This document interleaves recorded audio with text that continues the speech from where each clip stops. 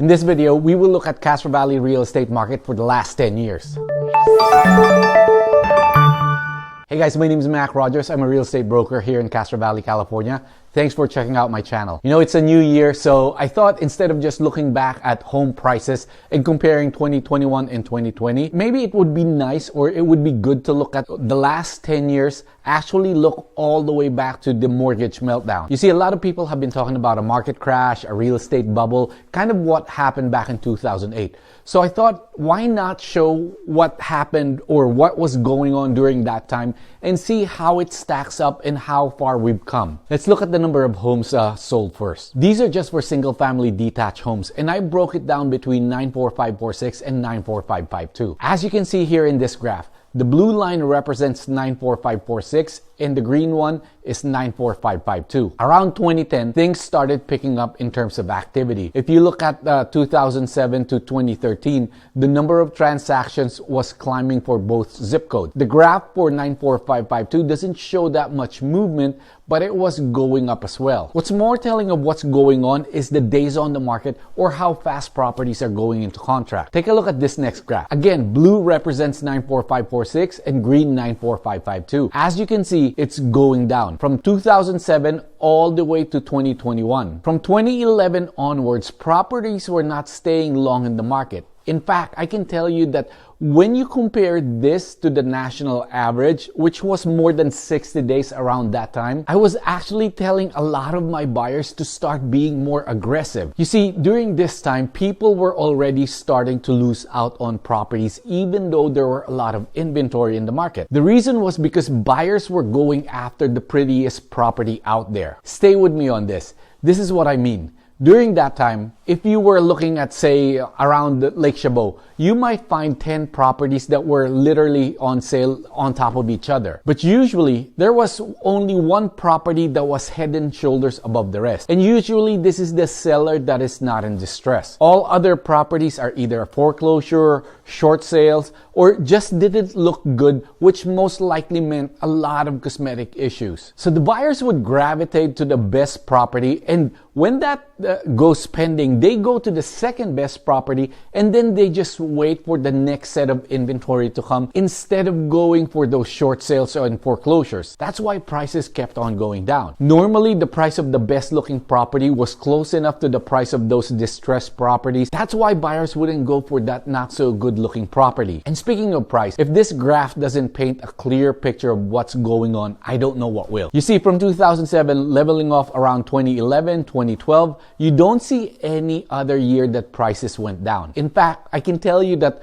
around 2018 and 2019, the noise or the buzz around us going up so fast and prices were so high, it was getting louder and people were starting to get scared again. The thought was we were going to start to see a slowdown. And we did see a slowdown in the early parts of 2019. But it was merely a pause because when the spring and summer came around, we were off to the races again. So 2019 was the last normal year in real estate. Heading into 2020, the forecasts were still good in terms of appreciation, but not as good as the previous years. In fact, this is what Realtor.com had to say about their 2020 housing market predictions. The first one, home price growth will flatten with a forecasted increase of 0.8%. Now, we all know what happened in 2020. Home prices did not flatten. The 0.8% growth was on a national level. I didn't think for a minute that that was going to be the case here in the Bay Area or the East Bay more specifically. The buyer activity and the financial strength of the buyers that I was seeing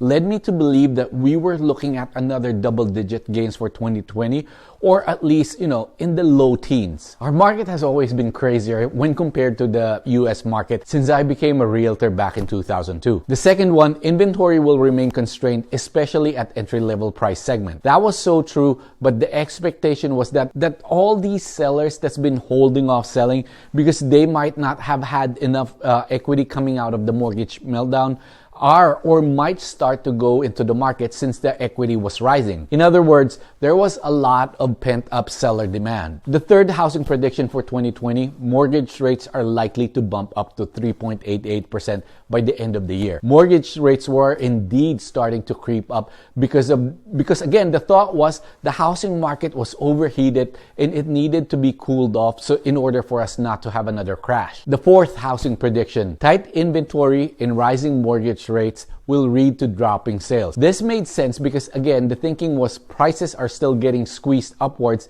and the rising mortgage rates, it was going to be more expensive to buy a house. The fifth housing prediction for 2020 was buyers will continue to move to affordability, benefiting mid-sized markets. Now this is true. But even before this whole work from home thing, the East Bay has been experiencing an influx of people from San Francisco, the Peninsula, and San Jose. You know, years ago, whenever I had buyers from the Silicon Valley, they tend to wanted to stay around Fremont, you know, close to their jobs, and Fremont has good schools. But by the mid-2000s, this changed. Hayward, a place that wasn't popular with Silicon Valley buyers because of the not-so-good school districts, started getting serious consideration, primarily because a lot of the buyers in Fremont got priced out. Now, this squeeze is from both ends and is really benefiting the whole East Bay as more and more buyers look this way for value regardless of school ratings. This was what was expected headed into 2020, and when the virus hit and the shutdown of the whole economy, everything changed. For about 3 weeks, everyone was scared.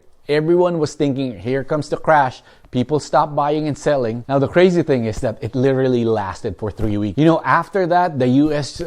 Real estate market just skyrocketed and Castro Valley was no different. So if we compare 2019 and 2020, even with the shortened selling season, plus all the things surrounding the pandemic, 94546 still went up almost 9% and 94552 went up almost 8%. Now, to further kind of hammer this point, look at the days on the market. We went from around 30 days during the crash, which, by the way, in the market outside of the Bay Area, this is already considered fast. The typical or average before this whole pandemic was around 60 plus days outside the Bay Area. Now we're just a little over a week. This is insanely fast, and nowadays it's not exclusive to the Bay Area. So I want to finish this video by looking at December 2020 and compare it to this past December, and also let you know what I think is going to happen in 2022. Back in December of 2020, there were 48 properties that got sold, and the median days on the market was 8 days. The median list price was $986,500,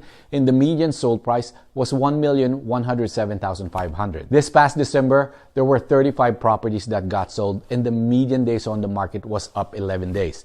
The median list price was $1,050,000, and the median sold price $1,220,000. So, when comparing December 2020 and December 2021, we can see that in terms of the number of transactions, there are 13 less properties or 27% down. The days on the market went up by 3 days. This is nothing to be concerned about as 11 days is still fast. The median list price is up by 6%. And the median sold price is up by 10%. So now the ever important question of where we are headed.